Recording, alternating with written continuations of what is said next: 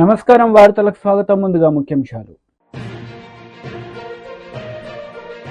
CM Revanth Reddy press meet, పలు అంశాలపై వివరణ.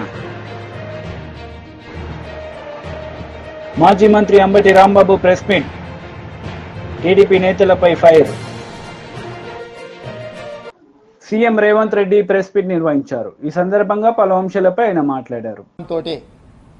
ఈనాడు ప్రభుత్వం అమలు చేయబోయే రైతు రుణమాఫీ కావచ్చు, ఇతర సంక్షేమ కార్యక్రమాలు కావచ్చు, రాబోయే బడ్జెట్లో ప్రభుత్వం ప్రవేశపెట్టబోతున్న బడ్జెట్కు సంబంధించిన వివరాలు కావచ్చు, వీటన్నిటిని కూడా ఉధృతంగా ప్రజలకు తీసుకెళ్లడానికి వారి అనుభవాన్ని, వారి శక్తి సామర్థ్యాలను పార్టీ వినియోగించుకుంటుంది. యథావిధిగా కొన్ని గోతికాడి నక్కలు ఏదైనా జరిగితే బాగుండు, లేకపోతే ఒంటె పెదాలకు నక్కలు ఆశపడ్డట్టు పెద్దలు జీవన్ రెడ్డి గారు చర్యల వల్ల కాంగ్రెస్ ప్రభుత్వానికి, కాంగ్రెస్ పార్టీకి నష్టం జరగాలి అని ఏవైతే గుంట నక్కలు ఎదురు చూసినాయో వాళ్ళకి పెద్దలు జీవన్ రెడ్డి గారు ఎలాంటి అవకాశం ఇవ్వలేదు. ఎందుకంటే వారి అనుభవం, కాంగ్రెస్ పార్టీ పట్ల వారికి ఉన్న కమిట్మెంట్ ఇలాంటి ఆశించే వాళ్ళకి అర్థం కాదు. కాబట్టి ఈరోజు మీడియా మిత్రుల ద్వారా తెలంగాణ ప్రజలకు, జీవన్ అనే అభిమానులకు, కాంగ్రెస్ పార్టీ కార్యకర్తలకు, ఈ ప్రభుత్వంలో, ఈ పార్టీలో వారి గౌరవానికి, వారి అనుచరులకు, వారి సహచరులకు, కాంగ్రెస్ పార్టీ కార్యకర్తలకు ఎలాంటి కష్టము నష్టం జరగకుండా పార్టీ చర్యలు చేపడుతుందని పార్టీ ఆదేశించింది, చేపట్టాలని చెప్పింది. అవి తప్పకుండా అమలు చేస్తామని చెప్పి ఈ సందర్భంగా మీ ద్వారా అందరికీ తెలియజేస్తున్నాం.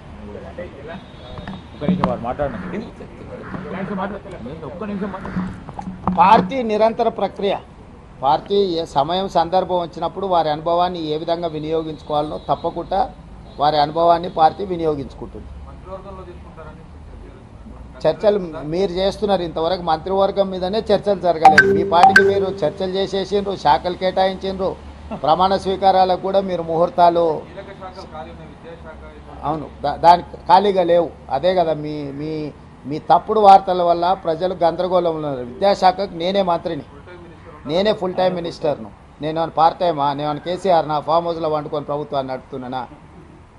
నేను వీడికి వచ్చిన 4 రోజుల నుంచి ఎన్ని శాఖల మంత్రులను కలిసినా ఏ శాఖ ఖాళీ లేదు.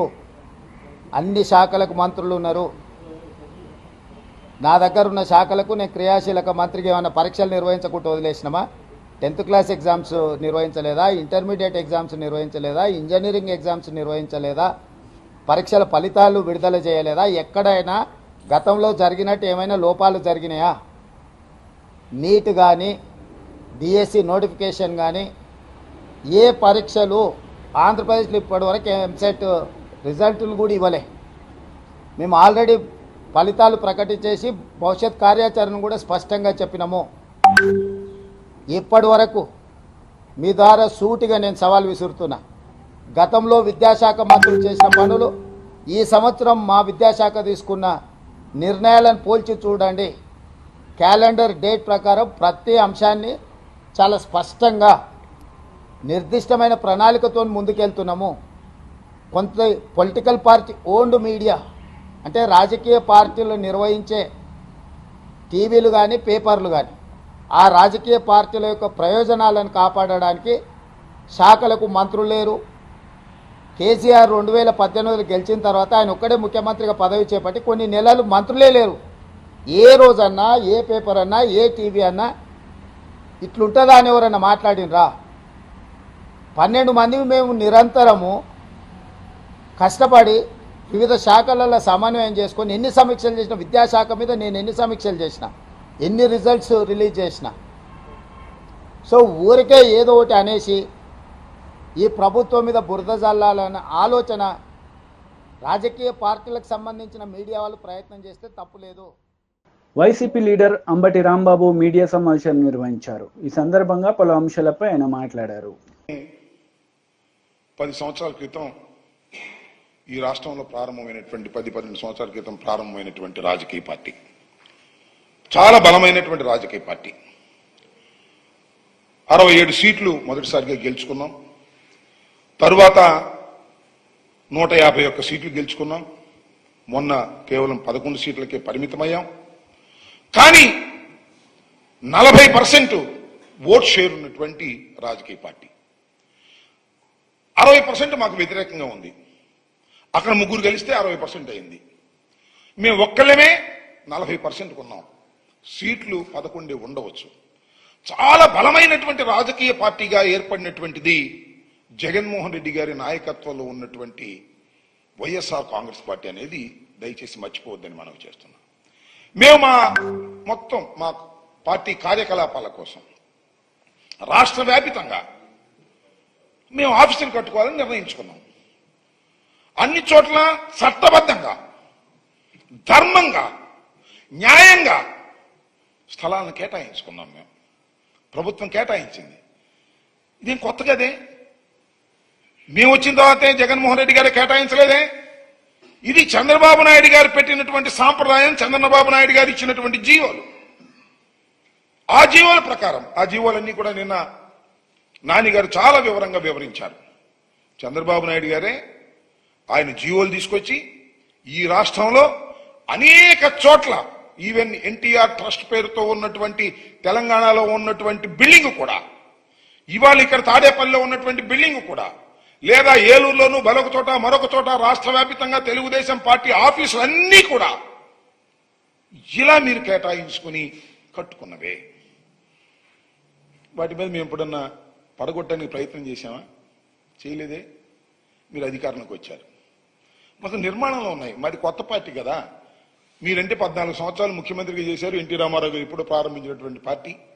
రాజశేఖర రెడ్డి గారు మరణించిన తర్వాత మేము ప్రారంభించుకున్నటువంటి రాజకీయ పార్టీ దినదిన ప్రవర్ధమానంగా పెరుగుతూ ఉంది. ఒకసారి అధికారం ఉండొచ్చు, ఒకసారి అధికారం పోవచ్చు.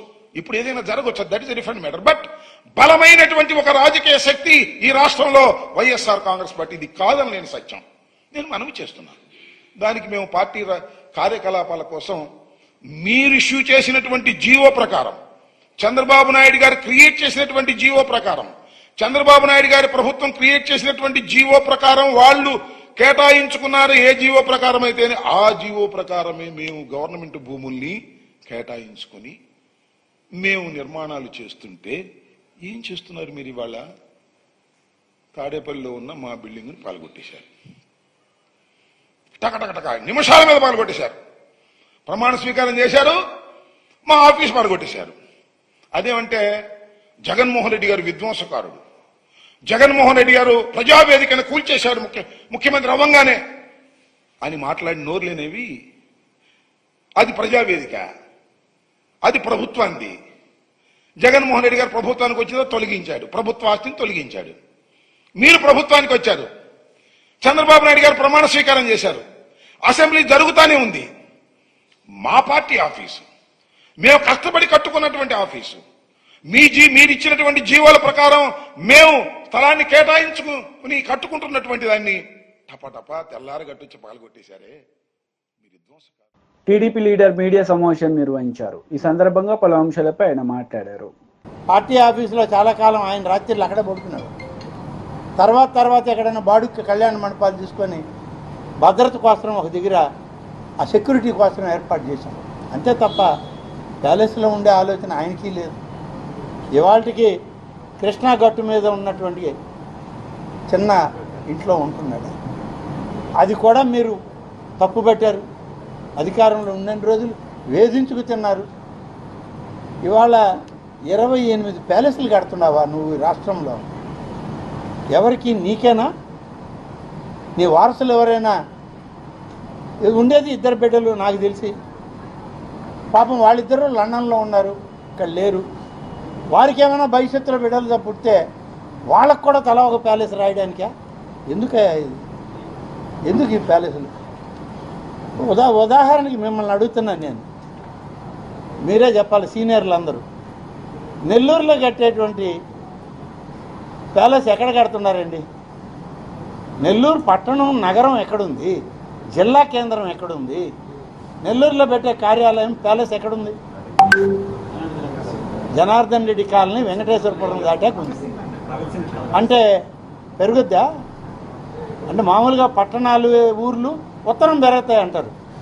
పాపం ఉత్తరం జిల్లా కేంద్రం కూడా పెరగద్దని ముందే భావించి మా అనిల్ కుమార్ యాదవ్ గారు ఆడ స్థలాన్ని చూసి ఆడ పాపం ఆయన ప్యాలెస్ ఆయన ప్రపోజ్ చేయడం, వీళ్ళు కట్టడం. అసలు పార్టీ పెట్టడానికి కట్టారా, మరే కార్యానికైనా కట్టారా ఆ ప్యాలెస్లు? అర్థం కాని పరిస్థితుల్లో మీరు అయోమయంలో ఉంటే మమ్మల్ని ఎందుకు ఆపుతున్నారు, కడుతున్నారు అని అంటే, మిమ్మల్ని ఆపకేం చేయాలయ్యా? మేము ఆపకపోతే ఈ రాష్ట్ర ప్రజలు ఆపే పరిస్థితుల్లో ఉండరు. మేము ఆపితే కనీసం భద్రత అన్నా ఉంటుంది మీకు. మా అధికారులు పోయి ఒక నోటీస్ అంటించి మీ తలుపులకి సీల్ అన్న వేసి వస్తాం. మేము వదిలేసామనుకోండి, మీరు పెంచి పోషించిన అరాచక శక్తులు పోయి ఈ మాయను జగన్మోహన్ రెడ్డి మాకు ఇచ్చిపోయాడని వాటిని పూర్తిగా స్వాధీనం చేసుకొని ఏ అరాచక కార్యక్రమాలకు వాడతారు వాటిని. కనీసం మేము వాటికి ప్రొటెక్షన్ అన్న ఇస్తాం. కాబట్టి ఆయన కార్యాలయాలు కావు, అవి ఒక భూరి భవంతులు. ఆ భవంతులు ఆయన భవిష్యత్తులో ఆయన ఆస్తుల కింద మలుచుకోవడానికి ప్రభుత్వం దగ్గర ఉన్నటువంటి స్థలాలని ఆయన దోచుకున్న ధనంతో నిర్మాణం చేసుకున్నాం. మాజీ మంత్రి నెల్లూరు జిల్లాలో మాజీ మంత్రి మీ సహచర శాసనసభ్యులు ఎన్నికల్లో గెలిచి అసలు అసెంబ్లీ కూడా అలాంటి నేను ఖచ్చితంగా రాజకీయ సన్యాసం తీసుకుంటానని చెప్పారు. ఆయన సవాల్ విసిరారు. దాన్ని మీకు ఆ సవాలు విసిరినటువంటి పెద్ద మనిషి నా సహచార మంత్రి కాదు. ఆయనతోటి పక్కన కూర్చునే భాగ్యం నాకు కలగల. నేను శాసనసభలో ఒక బెంచ్లో ఎమ్మెల్యేల మధ్యలో కూర్చునే భాగ్యమే నాకు ఇచ్చారు. అక్కడే ఉన్నా కాబట్టి ఆయనతో ఒక సరిసమానంగా కూర్చునే స్థాయి నాకు లేదు ఆ రోజు. ఏదో వెనక ముందు కొంచెం సర్దుకాటి ఆ పక్కన ఏదో ఇది నీ సీట్ అంటే ఆడ కూర్చొని. కాబట్టి మీరందరూ గెలిస్తే నేను ఉండను పారిపోతాను అన్న ఆయన ఇవాళ ఆయన ఏం చెప్తాడనేది ఆయన చెప్పాలి. రాజకీయాల్లో సన్యాసం తీసుకుంటామనో, లేకుంటే కాషాయ వస్త్రాలు ధరిస్తామనో, కమండలం తులసిమాల పడతామని చాలామంది చెప్తా ఉంటారు. అని అన్నీ జరగవు, ఏదో తాత్కాలికంగా చెప్తుంటారు. కానీ రాజకీయాల్లో ఉన్నటువంటి వాళ్ళం మేము ఏదన్నా చెప్తే మళ్ళా ముందు తరంలో ఎప్పుడైనా మేము నిలబడ్డామంటే ఆయన ఆ రోజు చెప్తే ఈరోజు ఎట్టొచ్చావు మళ్ళా అని అంటే ఎట్ట, ఏదో ఒక దాంట్లో దూరాలు కదా. ఖాళీగా ఎట్టుంటే మాకు పొద్దుపోద్దా, మైండ్ బ్లాక్ అయిపోయి పిచ్చోళ్ళం అయిపోతాం. మాకు ఇప్పుడు నా వరకు ఎత్తుకోండి, మీరందరూ నాకు తెలిసిన వాళ్ళే, నన్ను ప్రేమించే వాళ్ళే, అభిమానించే వాళ్ళే. మాజీ మంత్రి శ్రీనివాస్ గౌడ్ ప్రెస్ మీట్ నిర్వహించారు. ఈ సందర్భంగా పలు అంశాలపై ఆయన మాట్లాడారు. 1 మంత్ దాదాపు కావస్తూ ఉంది. ఆ గెస్ట్ లెక్చర్స్ రెన్యువల్ చేయడం మూలన కాలేజీలో లెక్చర్స్ ఉంటారో లేరు అని చెప్పి విద్యార్థులు మొత్తం ప్రైవేటు కాలేజీల వైపు వెళ్తూ ఉన్నారు. గవర్నమెంట్ కాలేజీలో చదివే పేద విద్యార్థులు కొంతమంది తల్లిదండ్రులు లెక్చర్సే లేదు కాలేజీలలో, ఏం చదువుతారా ప్రైవేట్కి పో అనే పరిస్థితి వస్తూ ఉంది. కనుక వెంటనే డిగ్రీ ఇంటర్మీడియట్లో ఉన్నటువంటి డిగ్రీ కాలేజీలో దాదాపు 1454 మంది, 1370 మంది డిగ్రీ కాలేజు, ఇంటర్మీడియట్లో 1625 మంది. అంటే క్యాడర్ స్ట్రెంత్లో 35% కేవలం గెస్ట్ లెక్చర్ల మీద ఆధారపడుతున్నటువంటి డిగ్రీ ఇంటర్మీడియట్ జూనియర్ కాలేజీలను సక్రమంగా నడవాలంటే వెంటనే ఇవన్నీ రెన్యువల్ చేసి వాళ్ళకి భరోసా ఇవ్వాల్సిన అవసరం ఉంది. ప్రైవేటు కాలేజీలు ఒత్తిడితో కొంతమంది, ఇప్పుడు హైదరాబాద్ చూస్తున్నాం, మేము కొంతవరకు నియంత్రించగలిగినాం, ఇంకా చాలా చేసేది చేయలేకపోయినాం. ఎవరు చూసినా శ్రీ చైతన్య నారాయణ ఈ కాలేజీలో చదువుతూనే పిల్లలు చదువుతారనే స్థాయికి వెళ్ళిపోయింది. గ్రామీణ ప్రాంతాల్లో ఉన్నటువంటి వాళ్ళు మండల స్థాయిలో జూనియర్ కాలేజ్ చదువుకుంటూ వ్యవసాయం చేసుకుంటారు. లెక్చర్ లేని కాలేజీలు ఎందుకురా, చేనుకాడనైనా పని చేయి, లేకపోతే ఓ భూమి అమ్ముకొని హైదరాబాద్ కన్నా పోనే పరిస్థితి వస్తూ ఉంది. ప్రైవేటు కాలేజీల ఒత్తిళ్లకు చేయట్లేదా రెన్యువల్ అనేది, లేదంటే దీని మీద ఎవరు దృష్టి పెడతలేరా అని చెప్పి మేము అడుగుతా ఉన్నా. వెంటనే రెన్యువల్ చేసి, కొన్ని కాలేజీలు ఎట్లుందంటే ఒక్క లెక్చరర్ లేని కాలేజీలు 25 ఉన్నాయి, ఇంటర్మీడియట్ 25 ఉన్నాయి. కొత్తగా జూనియర్ కాలేజీలకు శాంక్షన్ అయిన తర్వాత ఒక 2 లెక్చర్స్ను పంపించి మిగతా వాళ్ళందరినీ గెస్ట్ లెక్చర్స్తో కాలేజీ నడుపుతుంది అది. ఎందుకంటే రిక్రూట్మెంటు సమయం పడుతుంది కనుక. మరి 8 సంవత్సరాలు 9 సంవత్సరాలు దాదాపు 8-10 సంవత్సరాలుగా పనిచేస్తున్నటువంటి గెస్ట్ లెక్చర్స్ ఏదో ఒక రోజు ఇలా పనిచేయక పర్మనెంట్ కాకపోతామా, రిక్రూట్మెంట్లో మాకు వెయిటేజ్ మనకు రాకపోతాయన్న భరోసాతో పనిచేస్తున్నటువంటి వాళ్ళు ఉన్నారు. ఉద్యోగ భద్రత లేనప్పుడు మరి వాళ్ళు కూడా చెప్పడానికి అవకాశం ఉండదు. నెల రోజులుగా మరి కాలేజ్ స్టార్టింగ్ రోజు ఈ కాలేజీలో ఎవరు లెక్చరరు, ఐపీ తీసుకోవాలంటే అందరు లెక్చరర్స్ ఉన్నారా లేదా, ఎంపీ తీసుకోవాలంటే కెమిస్ట్రీ లెక్చరర్ ఉండాలి లేదా, ఫిజిక్స్ లెక్చరర్ ఉండాలి లేదా అని చెప్పి అడిగి జాయిన్ అవుతారు. ఎవరు లెక్చరర్ లేరంటే ఎవరు జాయిన్ అవుతారు చెప్పండి? పేద విద్యార్థుల భవిష్యత్తు ఏంటి? మా జిల్లా చూసుకుంటే సీసీకుంటలో మేము కాలేజ్ ఇచ్చినాం, దౌలతాబాద్లో ఓ కాలేజ్ ఇచ్చినాం. ఇప్పుడు గెస్ట్ లెక్చరర్స్ని తీసుకుంటే వాళ్ళు కాలేజీలో అడ్మిషన్స్ అవుతాయి. 1 మంత్ అయింది. కొడంగల్ కాన్స్టిట్యున్సీలో కూడా నేనున్నప్పుడు దౌలతాబాద్లో ఒక కాలేజ్ ఇచ్చినాం. తర్వాత బొమ్రాస్పేట్లో ముఖ్యమంత్రి గారు కొత్త junior college. YCP leader media సమావేశం నిర్వహించారు. ఈ సందర్భంగా పలు అంశాలపై ఆయన మాట్లాడారు.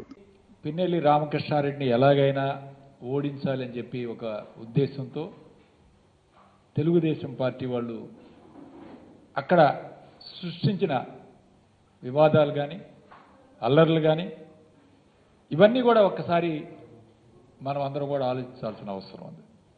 ఇక పోతే ఎలక్షన్ ముందు ఎప్పుడైతే బీజేపీతో పొత్తు పెట్టుకున్నారో ఆ రోజు పురంధేశ్వరి గారు కొంతమంది ఎస్పీలని మార్చమని ఆదేశాలు ఇచ్చే కార్యక్రమం చేయటం, కొత్తగా ఎస్పీ గారిని మార్చే కార్యక్రమం చేశారు. ఎలక్షన్ రోజు కూడా ఆ ఎస్పీ గారు పల్నాడు జిల్లా మొత్తం కాదు, ఓన్లీ మాచర్లే వెళ్ళి ఉదయం నుంచి సాయంత్రం దాకా మాచర్లోనే ఉంటుంది. కనీసం మిగిలిన చోట్ల ఎక్కడ కూడా మేము ఎలక్షన్ రోజు ఫోన్లు చేసినా అక్కడ కంటెస్టింగ్ క్యాండిడేట్స్ ఎవ్వరు కూడా ఫోన్ కూడా ఎత్తలేదు ఎస్పీ గారు. కేవలం మాచర్లనే టార్గెట్ చేసి పిన్నెల్లి రామకృష్ణారెడ్డి గారి సొంత గ్రామం కండ్లగుంట గ్రామంలో కూడా అక్కడ ఏకపక్షంగా జరిగిద్దేమో ఎలక్షన్ అని చెప్పి ఒక ప్రత్యేకమైన ఒక డిఎస్పీని అలాట్ చేసి ఓటర్ స్లిప్స్ కూడా ఒక డిఎస్పీ చేత ఇప్పించే కార్యక్రమం చేశారు. ఎక్కడైతే తెలుగుదేశం పార్టీకి ఏకపక్షంగా జరుగుతుందో అక్కడ మాత్రం ఒక కానిస్టేబుల్ నుంచి వైఎస్ఆర్ కాంగ్రెస్ పార్టీకి జరిగే బూతులన్నీ కూడా ఒక ప్రత్యేకమైన ఒక డిఎస్పీని అలాట్ చేయించి ఎలక్షన్ని టార్గెట్ చేసి ఈరోజు ఎలక్షన్ జరిపించే కార్యక్రమం చేశారు. అంతేకాదు ఈరోజు ఈవీఎంలని పగలగొట్టాడు రామకృష్ణారెడ్డి గారు అని చెప్పి వీడియో రిలీజ్ చేశారు. ఇది ఎక్కడి నుంచి వచ్చింది? లోకేష్ ట్విట్టర్ నుంచి వచ్చింది. ఈ రాష్ట్రంలో 13 చోట్ల ఈవీఎంలు పగలగొడితే ఎక్కడా కూడా వాటి గురించి బయటికి రాలేదు. ఓన్లీ రామకృష్ణారెడ్డి చేసిన ఈ యొక్క వీడియో మాత్రమే ఎందుకు వచ్చింది? ఎందుకు ఈరోజు ఈవీఎంని పగలగొట్టాల్సిన సందర్భం ఏంటో కూడా ఒకసారి ఆలోచించాలి. అంతకుముందే అక్కడున్న వైఎస్ఆర్ కాంగ్రెస్ పార్టీ ఏజెంట్లందరినీ కూడా తెలుగుదేశం పార్టీ వాళ్ళు బయటికి పంపించారు. అక్కడ ఏకపక్షంగా జరుగుతుంది ఎలక్షన్ అని చెప్పి రామకృష్ణారెడ్డి స్వయంగా వెళ్ళి ఆ రోజు ఆ సంఘటన జరిగింది. దాని తర్వాత ఆయన మీద కేసులు పెట్టే కార్యక్రమం, ఆ తర్వాత ఆయన కుమారుడు భార్య మీద కూడా దాడి జరిగింది. భార్య మీద దాడి జరిగింది, కుమారుడి మీద దాడి జరిగింది. ఇంతవరకు వాటి మీద ఎవరిని కూడా అరెస్ట్ చేయకపోవడం ఎంత బాధాకరమో, వన్ సైడ్గా ఈరోజు జరుగుతుందో ఒక్కసారి మనం అందరం కూడా ఆలోచన చేయాలి. అలానే ఎప్పుడైతే సిట్ వేశారో, సిట్ వేసిన తర్వాత అన్ని కేసులు కూడా 307 ఫైల్ చేయాలని చెప్పి ఒక డైరెక్షన్ తీసుకున్నారు. అక్కడ 307 కంటెంట్ లేదు, 307కు సంబంధించి ఎటువంటి సంఘటనలు లేవు. అయినా సరే మొత్తం కేసు, ఎందుకంటే మాకు నర్సరావుపేటలో కూడా మా మీద దాదాపు 3 307 కేసులు ఫైల్ చేశారు. ఇక పోలీసు వాళ్ళు ఇష్టం వచ్చినట్టు 307 ఫైల్ చేసే కార్యక్రమం, వాటి మీద అరెస్టులు చూపించే కార్యక్రమం, ఇదే కార్యక్రమం పెట్టుకున్నారు తప్ప 307 కంటెంట్ కానీ 307 ఎక్కడ దాని కంటెంట్ కానీ దాని విషయం లేకుండానే ఏదో 307లన్నీ ఫైల్ చేశారు. ముఖ్యంగా రామకృష్ణారెడ్డి వాళ్ళ తమ్ముడి మీద దాదాపు 4 307లు ఈరోజు ఫైల్ చేసే కార్యక్రమం చేశారు. ఈ విధంగా టార్గెట్ చేసి ఈరోజు రామకృష్ణారెడ్డి ఈరోజు అరెస్ట్ చేసే కార్యక్రమం ఓకే, చట్టం తన పని తాను చేసుకుని వెళ్తుంటుంది. ఒకటే గుర్తుపెట్టుకోవాలి, పల్నాడులో ఇవేమి కొత్త కాదు. మేమందరం పల్నాడు నుంచి వచ్చాం. ఖచ్చితంగా ఈ సవాళ్ళని కేసుల్ని ఎదుర్కొంటాం. ఇంకా దృఢంగా గొప్ప ఆత్మవిశ్వాసంతో అందరం కూడా ముందుకు వెళ్తాం. ముందుకు వెళ్ళి మళ్ళీ కష్టపడి పనిచేసి వైఎస్ఆర్ కాంగ్రెస్ పార్టీని ఈరోజు ఎక్కడా కూడా ఎవరిని కూడా పోగొట్టుకునే కార్యక్రమం చేయం. అందరం కూడా కలిసి పల్నాడు జిల్లాలో వైఎస్ఆర్ కాంగ్రెస్ పార్టీని బలంగా ముందుకు. కాంగ్రెస్ నేతలు మీడియా సమావేశం నిర్వహించారు. ఈ సందర్భంగా పలు అంశాలపై వారు మాట్లాడారు. రింగ్ రోడ్ ఉన్నది, ఔటర్ రింగ్ రోడ్ లో ఏమైనా సమస్యలు ఉన్నా కూడా అవి ఏమైనా కొద్దిగా గొప్ప అది కూడా వారు నోటీస్ తీసుకుంటాం. ముఖ్యంగా ఇన్నర్ రింగ్ రోడ్ అనేది ఒక 8 కిలోమీటర్స్ వరకు మాత్రమే ఇప్పటి వరకు ఫస్ట్ ఫేజ్ లో పని చేస్తూ ఉన్నారు. అందులో కూడా ఇంకా మధ్యలో కొన్ని ల్యాండ్ అక్విజిషన్ ప్రాబ్లమ్స్ ఉన్నాయి, పూర్తిగా అక్వైర్ చేయలేదు. మళ్ళీ అందులో ఏంటంటే డబ్బులు ఇచ్చే విషయంలో కూడా, కాంపెన్సేషన్ ఇచ్చే విషయంలో కూడా కొంత భేదాభిప్రాయాలు చూపించడం జరిగిందని మా నోటీస్కి వచ్చాయి. అవన్నీ కూడా పరిశీలించి ఎవరికి కూడా అన్యాయం జరగకుండా అందరికీ కూడా సమంగా వాల్యుయేషన్ కట్టి వాళ్ళకు కాంపెన్సేషన్స్ ఇచ్చి ఇంకా ఏదైనా అక్వైర్ చేయాల్సి ఉంటే కూడా చేసి 8 కిలోమీటర్స్ రోడ్డును కూడా త్వరలోనే పూర్తి చేసి మిగతా బిట్ ఏదైతే ఉందో ఆ బిట్లో కూడా 2 రకాల డిజైన్స్ ఇచ్చారనేది మా నోటీస్కి వచ్చింది. అదేంటంటే కొంతమంది గత ప్రభుత్వంలో ఉన్నటువంటి నాయకుల స్థలాలు కానీ ఇళ్లకు కానీ ఇబ్బంది అయ్యే విధంగా ఉన్నాయని చెప్పి వాళ్ళు మళ్ళీ డిజైన్ మార్చి ఇంకో విధంగా చేశారని మా నోటీస్లో ఉంది. కాబట్టి అది మళ్ళీ ఒకసారి సర్వే జరిపించి దాన్ని పర్ఫెక్ట్ డిజైనింగ్ చేసిన తర్వాత మళ్ళీ సెకండ్ ఫేజ్ నోటిఫికేషన్ ఇచ్చి మళ్ళీ ల్యాండ్ అక్వైర్ చేసి ఆ second phase inner ring road కార్యక్రమాన్ని కూడా మేము ఒక ఏజెన్సీకి అప్పచెప్పి పూర్తి చేయడం జరుగుతుందని కూడా తెలియజేస్తా ఉన్నాను. సూపర్ స్పెషాలిటీ హాస్పిటల్ గురించి మీకు ఆల్రెడీ చెప్పడం జరిగింది. అది కూడా మళ్ళీ ఇంకోటి ఏం అనుకున్నామంటే ఒకవేళ అది పూర్తయ్యి అందులోకి కానీ ఎంజిఎంను షిఫ్ట్ చేయమంటారా లేకపోతే కొన్ని డిపార్ట్మెంట్స్ని షిఫ్ట్ చేయమంటారా, ఇంకా అవన్నీ కూడా మేము ఏమి డిస్కస్ చేయలేదు. ఫస్ట్ ఆ హాస్పిటల్ని ఎంత తొందరగా వీలుంటే అంత తొందరగా ఓపెనింగ్ చేసి ప్రజలకు ఇవ్వాలన్నదే మా యొక్క ఉద్దేశము.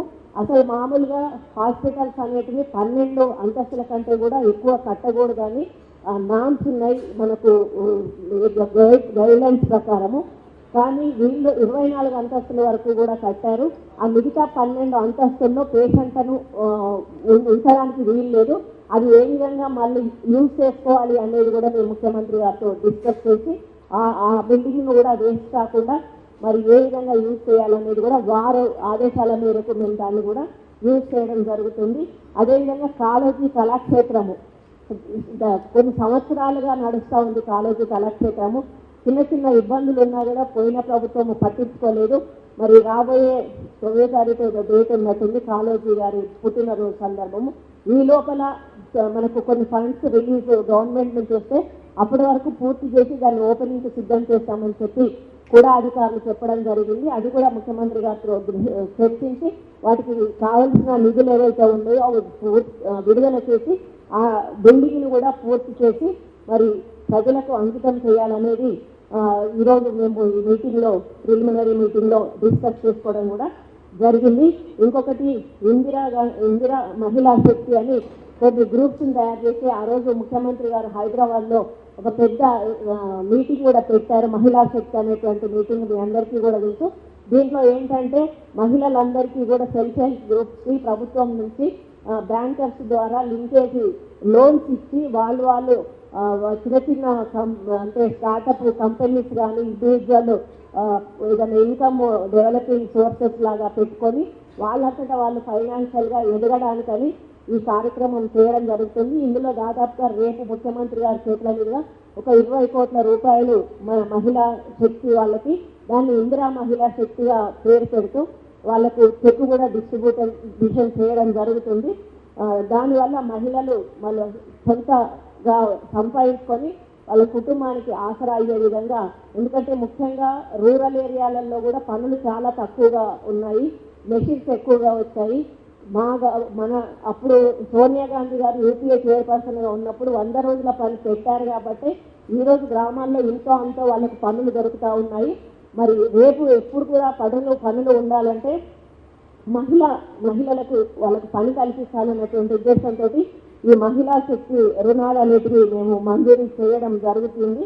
మరి ఆ తర్వాత మేము కొన్ని ఇక్కడ ఉన్నటువంటి జనరల్ ప్రాబ్లమ్స్ కూడా వారి దృష్టికి తీసుకుపోవాలని ఒక మాట అనుకున్నాము. ఏంటంటే వరంగల్ బస్ స్టాండ్ డిస్మెటల్ చేశాము, దానికి కొన్ని ఫండ్స్ ఆల్రెడీ శాంక్షన్ అయ్యాయి. ఆ ఫండ్స్తో ఆ యొక్క బస్ స్టాండ్ పూర్తయ్యేటువంటి అవకాశం లేదు. కాబట్టి మిగిలిన అమౌంట్ కూడా ముఖ్యమంత్రి గారి ద్వారా శాంక్షన్ చేసుకొని దాన్ని పూర్తి చేయాలని. వార్తలు ముగించే ముందు ముఖ్యాంశాలు మరోసారి.